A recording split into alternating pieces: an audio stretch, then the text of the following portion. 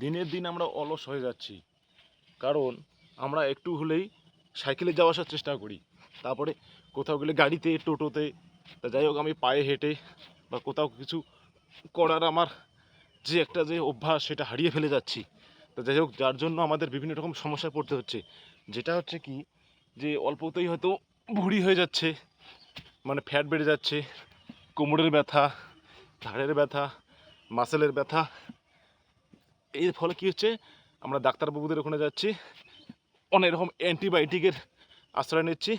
আমরা এখন মোট কথা অ্যান্টিবায়োটিকের উপরে নির্ভর করে চলছি।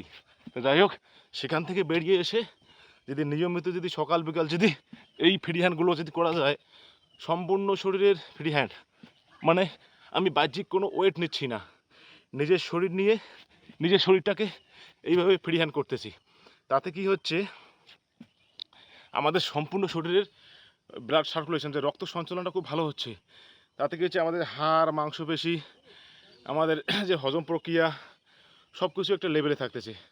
তা যাই হোক, বলছে যে কোমরের ব্যথা, আমার ঘাড়ের ব্যথা, দীর্ঘক্ষণ হয়তো স্টুডেন্টরা হয়তো পড়াশুনো করা, আমরা হয়তো অনেকক্ষণ মানে মানে হেলে এইরকম ঝুঁকে মোবাইল দেখতেছি।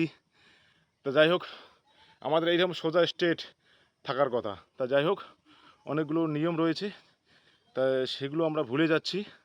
তা মোট কথা, শারীরিক পরিশ্রম করতে হবে, তাহলে শরীরটা একটা আলাদা মানে লেভেলে তৈরি হবে। তাহলে যখন শরীরটা একটু স্ট্রং হবে, ইমিউনিটি পাওয়ার যখন, রোগ প্রতিরোধ নিজের থেকে ভিতর থেকে বাড়বে, তখন আমাদের আর বেশি অ্যান্টিবায়োটিক খেতে হবে না।